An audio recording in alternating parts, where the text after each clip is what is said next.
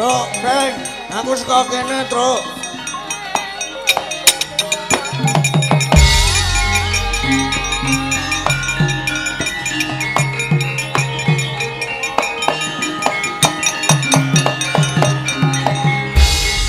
Alhamdulillah ya, Kang. Alhamdulillah tenan iki. Heeh, wis gara-gara. Wis gara-gara. Wah, kowe iki mbok ora tanding-tanding to, Reng. Ayo, penterani bakul bakso. Ngre. Mau dikon madang ora gelem. Bagi ora ngode ngono kuwi. Ora nyok jengkit rambut to, Truk. Ane yo cen hawane cocok banget ya bakso. Sewaning daleme Bapak Kirun. Ning daleme Bapak Kirun. Ana ing dusun Gowok Sabrang, Sengi, Dukun Magelang. Heeh, Truk. Hawane adem banget ya, Truk ya iki ya. Wah, jan adem tenan. Wigatene apa Kang awak dhewe sowan rene? Wigatine wah ini dadak malih oke banget iki. Wis. Wigatine padha nggon limbukan sing tak macake tak goyane. Anggo limbukan ki yo. Ha mau kae. Molo Bapak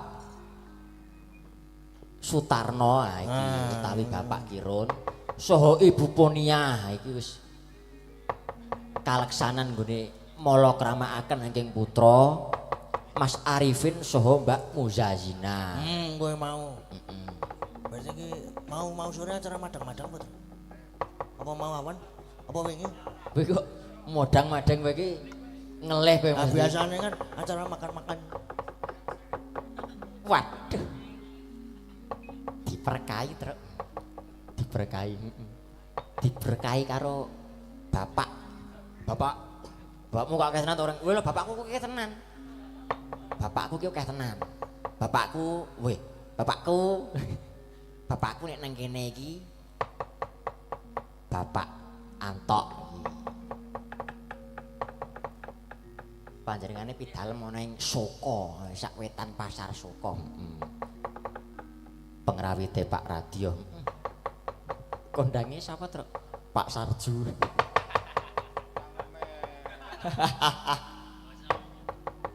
Jan esip tenan. Esip. Wah, sinden-sinden isih do semangat. Iya do semangat iki ketok iki. Ning mbok sing kidul dhewe kuwi kademen ora? Oh, ora kok. Dik iki dadi betenge wong sakmene iki. Oh, ngono mulane di saya lagi nang kidul dhewe. Bacan adem tenan. Kudu kegendingan sing kepenak. Lah iya. Umume gara-gara mat-matan. Iki mat-matan. Mat-matan karo sapa? Iki sarwa jineman. Iki ngati-ati iki. Kok ngati-ati sing nyelentem ngati-ati. Yo. Sing ngendang. Ora nek sing ngendang ki wis wis wasis wis guru. Sing ngendang caipok ngantuk turu mulih. Datemi barang-barang wae nek mulih. Oh, lho rasa angel-angel tak culke. Engko lak ya wis ucul dhewe. Anggere adem ngene iki terus ucul dhewe kok. Anggere adem ngene iki terus. Ya ora sida. Ora sida. Ndak. Ah iki jineman iki. Oh. Para pepunden para sesepuh bune sepuh sih kepareng wungon mirsani ringgit. Oh iya. Berkahi awake dhewe. Berkahi. Nah iki dibisungsumke kagem para warga masyarakat jineman. Jineman apa to? Jineman sing rada dawa. Rada dawa. Lah wis do atus keringet. Opo iki? Apa terus?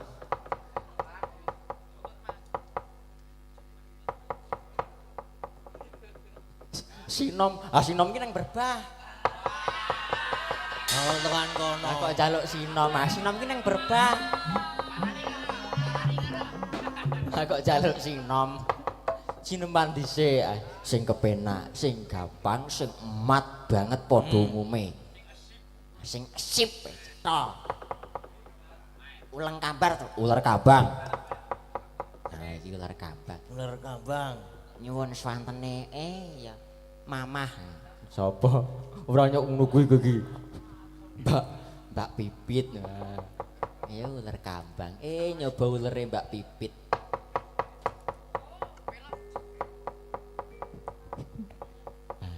Mbak Pipit. Nggih, dalem. Nyuwun ular kambang, Mbak. Nggih. Mamah gedang, Bu. Mama Pipit. Matur sembah Nun. Aku mah keturun ya, Bro. Wah. Nah iki aku wis truk wis jeneman kowe apa? Ayo kose. Aja kesusu. Iki yo dienggo leren. Kanca-kanca iki main leren. Aku kok ora krungu tang-ting yo gitu. Biasane kanca-kanca iki nek wis oleh ngono ki terus ting ting. Oke, wis oleh. Ah, Ayo wis. Apa terus? Aku sih. Iki arep sing nyemek meneh apa sing mondo-mondo, mondo wae. Nah iki. Engko aku sing gumya. Sik. Aku kene ora rujak pelem, rujak ceruk, rujak cingur, rujak jeruk. Wah tenane ora rujak jeruk dibawani.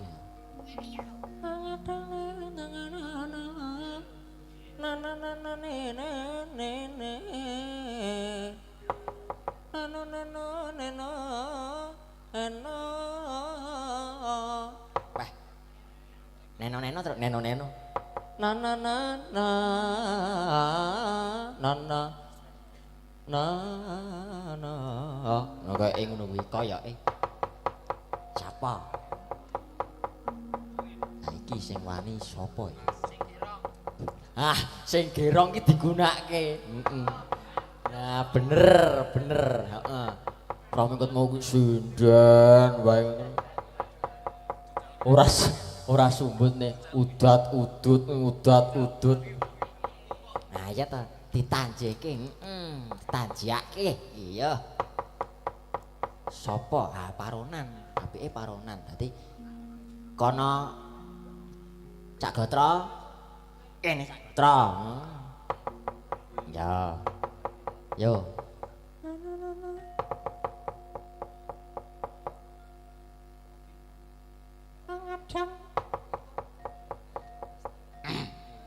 Dem sik. Wah, aku malah metu sak ilate ngomong. Yo. Monggo yo. Yuk.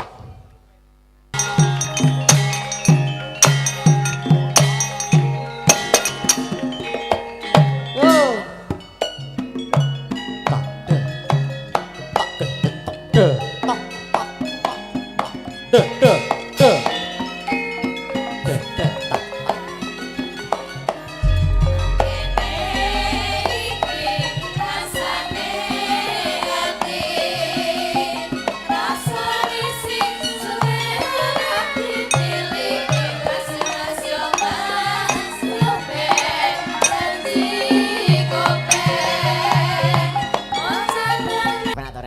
Kepenataran iki nyai. Saya kira kowe, Gong. Aku iki. Heeh. Nah, Apa ya? apa? Rada gumya aku. Sing rada gumyah. Dangdut ora ya? Oh, sing jaipung ben melek. Apa ya? Apa ya, Truk ya? Campak. Apa? Sing gayeng. Apa? Apa ya sing gayeng ya?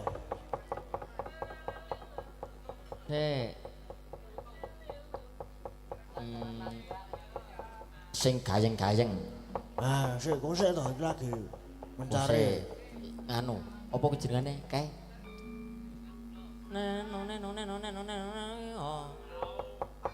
Perahu layar. Ah. Ya meng perahu layar. Tuh tumpake perahu layar terus apa? Ah, ngono ora masalah. Ah sing gayeng sisan. Layang jelas. Telu. Awar perahu rayal. Perahu layar.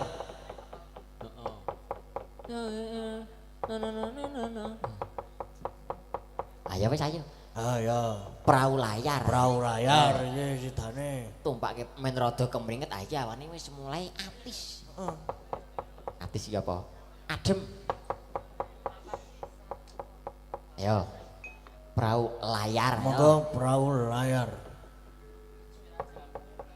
Kok suwe ora jamu. Ah perahu layar ayo. Heeh. Tak. Ayo Mas Gabres. Ayo Mas Gabres yo. Yo, perahu layar.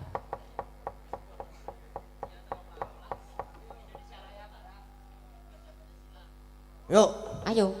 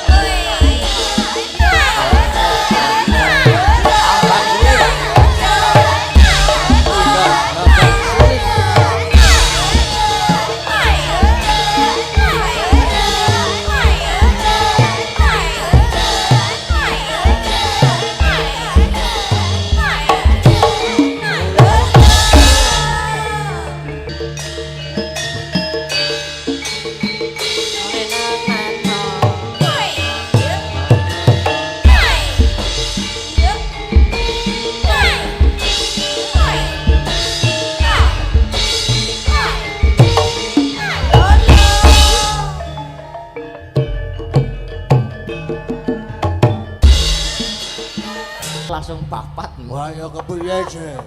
Ah wis. Nang ya istimewa ya. Iki ana pamundutan iki, Truk. Ono ambul pamundutan to? Heeh, ana Lho. pamundutan. Kok ora omong ket mau? Alah kek wae. Oh. Saka bapak pihak panitia. Oh. Iya. Apa nyun apa rek? Ngene anu. Kembang rawe. Wah, kembang rawe. Suwe banget aku ora krungu kembang rawe. Krungune kembang kacang. Ah. Kembang kacang. Sopo sing arep kon ngembang rawe? Sopo iki? Sik golek sing kademen. Ah iya.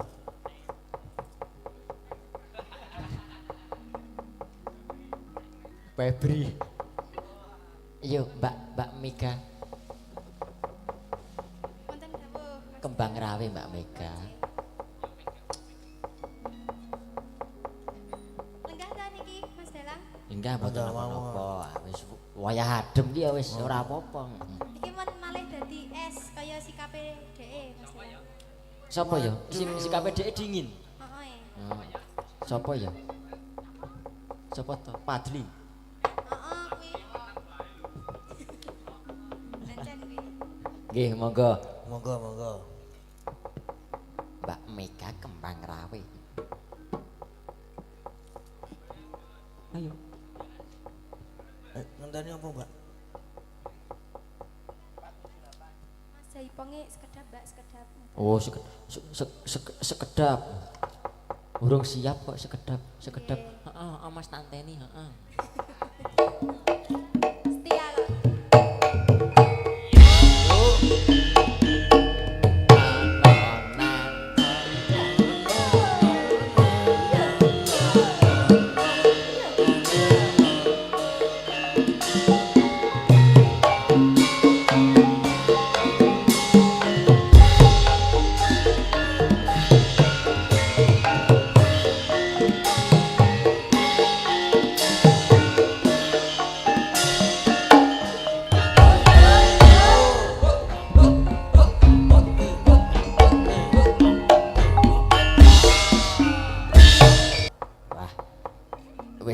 dipinangkani reng. Wah, wis dipinangkani. Heeh.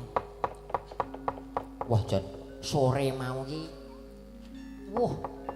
Sing padha mirsani jan ora iso diwiyak tenan. Jan ora iso dibiyak. Ah iya no.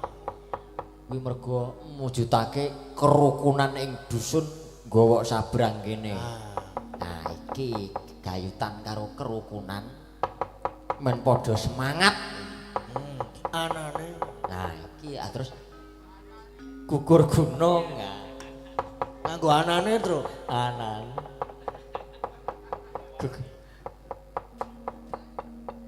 Gugur gunung.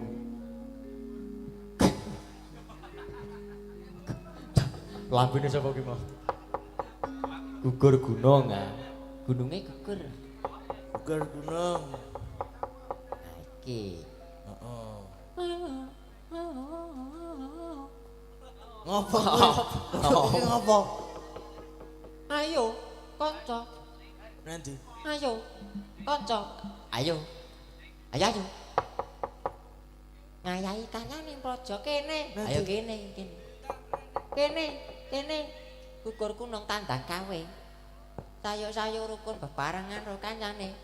Lepis kontol baris. Aku terus lepis kontol baris. Ngono kuwi. Ayo wis yo. Buka benang. Derodet tut.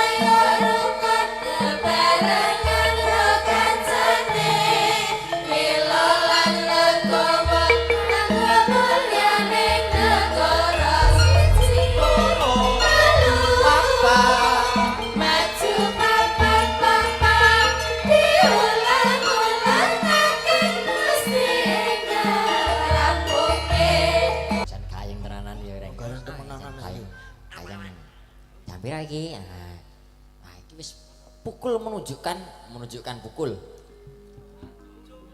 1 2 lu Apa? Wah. Oh, lah bola balik nek ana Jani Irawan. Oh. Irawan mati. Jam piro iki, Truk? Jam 3. Jam 3. Heeh. Apa ya? Arep apa ya? Apa? Tun nopo? Tuncung mangkate. Kose. Wis bapak arep sik bangko sik to, sak lagu. Kose to, sak lagu gas. Oh, sak lagu. Aku lagi iki menikmati goro-goro. Tenanan wajan. Yuk kudat manggung yuk.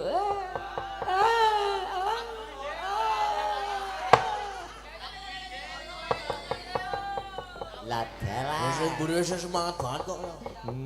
Aja aku. Terus turu sing cendem terus ngojek mulih. Kowe apa gong? Arep apa gong? Aku. Aku apa-apa kena kok. Apa arep aku saiki. Apa iso kaya ngene, Truk? Sing slendro. Rendro. Bapak kok ora rene-rene ya, bapak yang njaluk apa ya? Pak, Mir. Tutut tundo. Kose. Kakak ngorong. Amin. Trisundri. Ya, sindan wae. Ngawur ora. Aku kok ngopo? Ajaluk apa? Gareng mau ngapa ya? Apa ya hitra? Oh, Pak, request lagu to, Mir.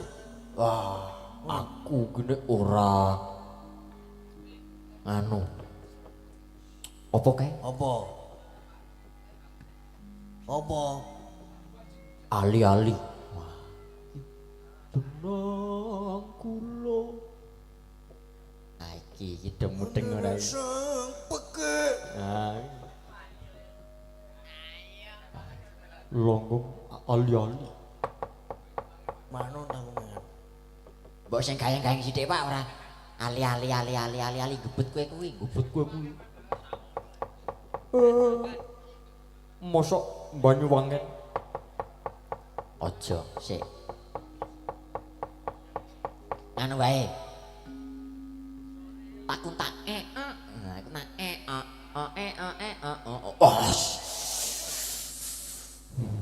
kuwi jan sip. Ning rasa ngono kuwi. Pepeling. Pas. Nih wayangan ngarep masjid iki. Cocok. Nah, pepeling. Pepeling iya. Ning aku pengen dibawani. Ya digawani ya kenal. Sopo ya? Oh. Bisa wis siap ayo. Ora aku sik to Mir.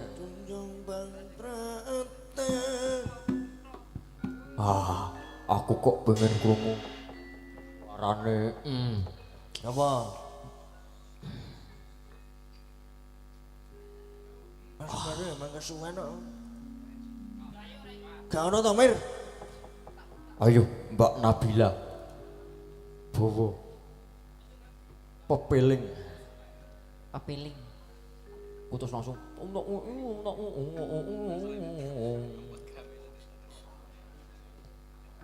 Ora kokut. Dadi golaran. Kuwi baksone wis dontek urung. Apa nek bakso?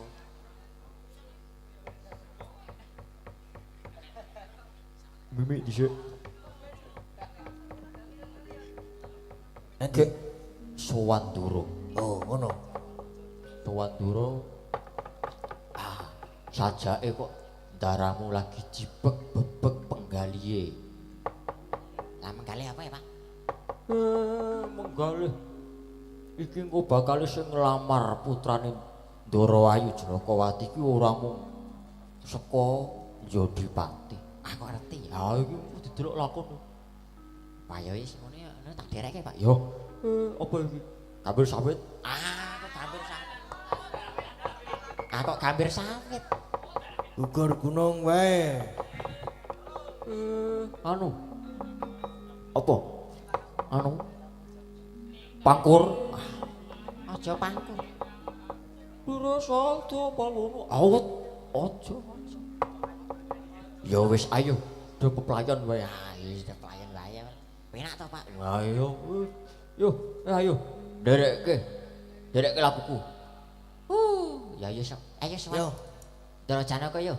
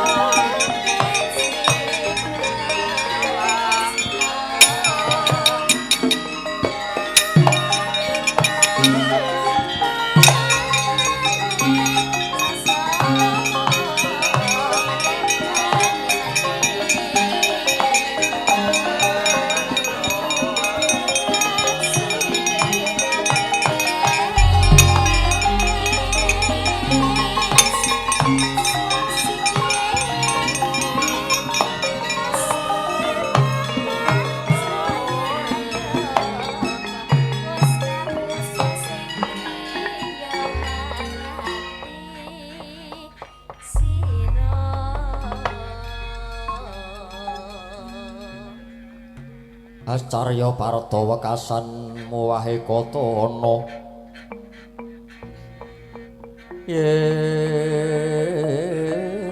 kowe sanggeni maya sang Hyang Supradipta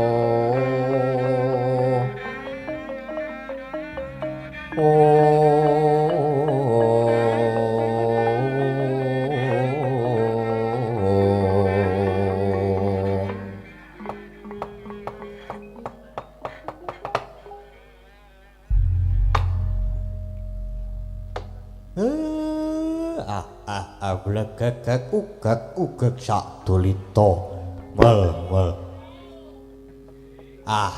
Dara boten dangu malih tampa ing gati wahyaning mangsa kala badhe nemahe ndikapun kencan semaya kaliyan ingkang raka ing Jodipati ingkang raka Ndara kula Werkudara pun sami perjanjian ajeng ndhawuhake ingkang putri nggih menika Ndara Ayu Janakawati pikantuk Ndara kula Antasena ning wangune kok boten kados adat saben menika pasuryanipun Ndara Janaka kok ketingal rengu niku wonten menapa to Den nggih Ndara wonten menapa? Nggih, Gus. Wonten napa to? Nggih, Gus. Ada apa enten menapa? Kakang Semar. Kula, Den. Ora kanthi kanyono-nyono. Saya nyedhaki tumapak ing gati nggonku kencan semayan kelawan Kakang Mas Jodipati nggone bakal ndhawuhake atmajaku si Antasena kelawan si Janakawati nalika pendhak wengi tansah kaprawasa marang impen ingkang lereke ora becik tumraping kasatriyan Madukara Kakang Semar iki kidayane apa lan bakal ana lelakon apa Kakang boten sah digagas sing jeneng impen niku namung kembange wong turu nek sampeyan gagas banget boten sae kedadosanipun Den sing sekeca mawon penggalihe nek sampean kaprawasa dhateng pasumpenan mengke ndak boten manteng anggen sampean badhe napaki anggen jenengan badhe ndhawuhake ingkang putra Ndara miatelangening kalangiwan klarepan tamuncar tinon lir kakunang surem sorote tanpa padhang kasor lan pajaring purnaming gegana dasari mangsa katiga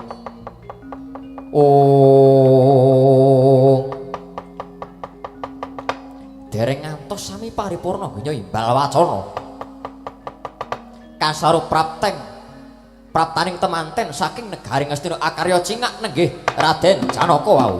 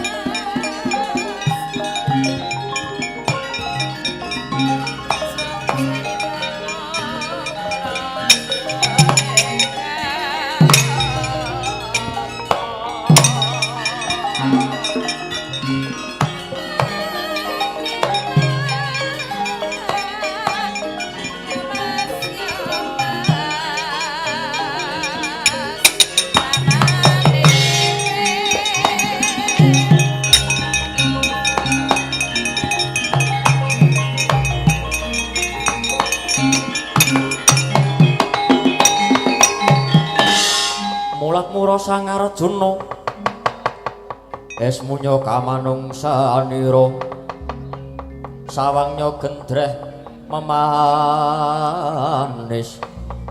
Om Koko Prabu Baladewa saha Bapa Pandhita Durna ingkang kepareng rawuh. Yo, Janaka sing prapta ning Madukara. Ya, ya anakku sing bagus dhewe Janaka. Bapakmu Durna sing teka ning Madukara, Nger. Inggih paman kula ingkang sowan. Iya Lesmana. Wonten menapa Koko Prabu dene Paduka rawuh wonten ing kasatriyan Madukara? Janaka, Wonten dawuh. dina sawengku pun Kakang larapake marang anakku Lesmana Mandra Kumara ingkang gandrung-gandrung lawan Atmajamu si Janakawati. Yai, welaso marang anakmu si Lesmana Mandra Kumara. Yen to nganti ora kasembatan panjangkane dheweke bakal ngenthengake patine. Lan nyumur apa ya, Nger?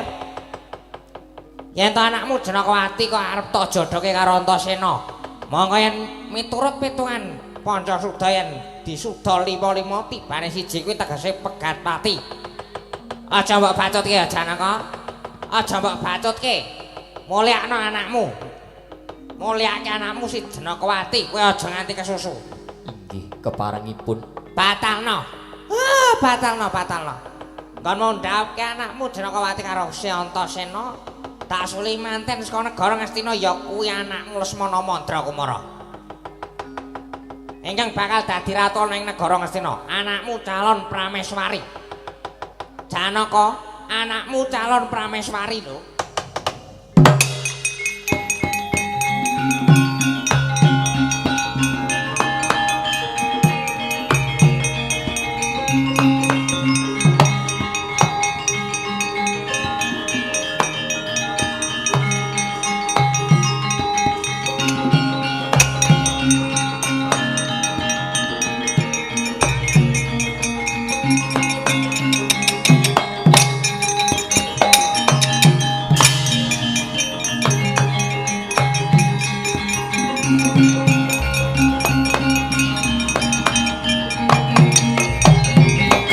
Tatkala narepa Kresna tantulusa anyakra ring mring Sang Resiwara Jahnawi Suta.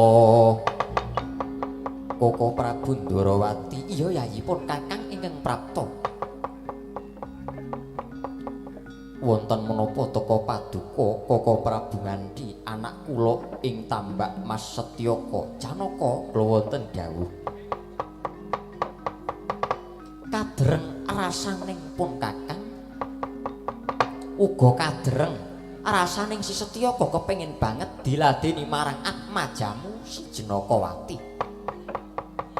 Mula gandeng pun Kakang kuwi jejere wong tuwa yen to nganti anak wis motah kelawan wong tuwa pun Kakang kok ora iso nyembadani marang pamotahing anak iba kaya ngapa surake wong sak jagat Yai. Cetha wela-wela bakal banyer bacin asmane Nata Ndarawati. Mula Yai, perkara Kakang Werkudara mengko gampang. Mengko pun Kakang ingkang bakal ngrembug. Ning sing wigati pun Kakang nglarapake Setyaka iki tampanen dadi anakmu mantu. Jodhokno karo Atmajamu si Janakawati, Yai Janaka.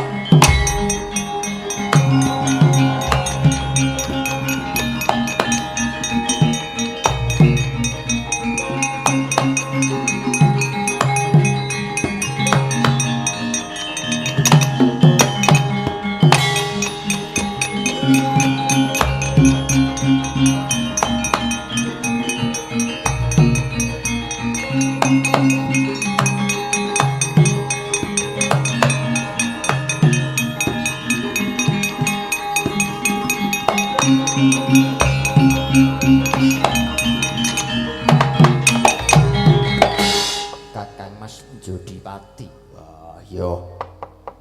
Aku sing tekan kene. Nglarapaken dhateng pun Antasena. Wah, yo. Pancen jumbuh kelawan kahanan. Sing wis tau dijanjekke karo aku lan kowe. Dadi yo bepisanan yo ki ngrabekke anakku Antasena.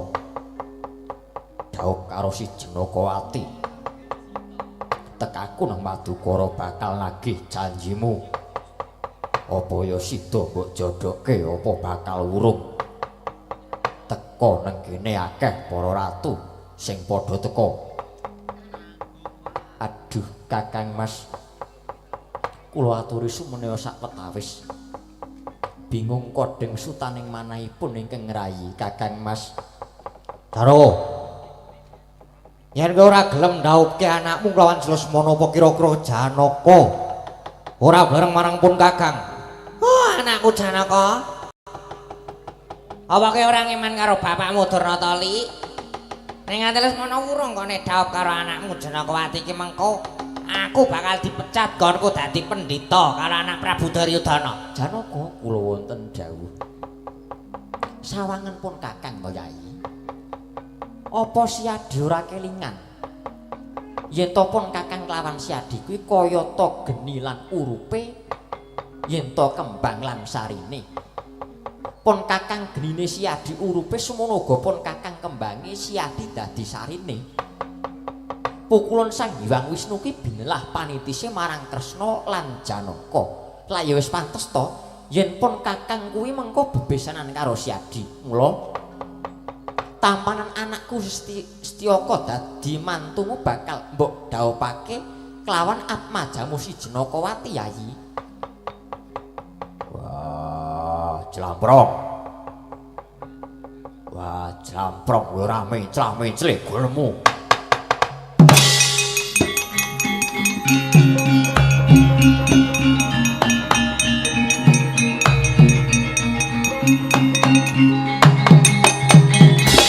Aduh Kakang Mas, kula mboten saged nengahi perkawis menika.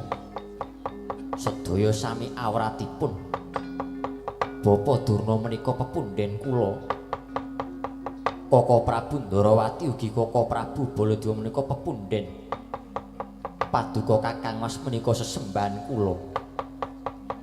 Mongko nyatanipun sami-sami awratipun kula kedah kados pundi Kang Mas? Wah, yen kowe nuhoni jiwa kasatriyanmu, saiki ngene wae, lungguh sing kepenak. Inggih. Wah, saiki Purbawasisa nang tangane Werkudara. Aku gelar Sayembara. Sapa wae sing arep mupu sayembara dhaup karo Jenakawati kudu perang mungsuh Antasena. Nanging eling-dieling wong tuwane ora kena padha kanggo gawe, ora kena padha ndompani. Mati sisan. Yen mukti mengko bisa dhaup karo si Jenakawati. Madha ora?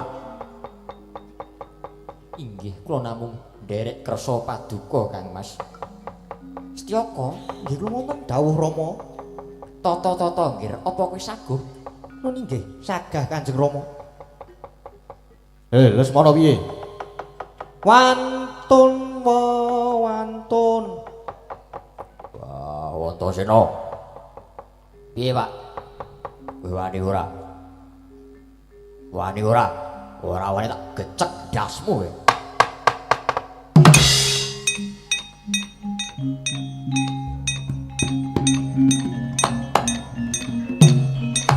Yo. Metu kabeh.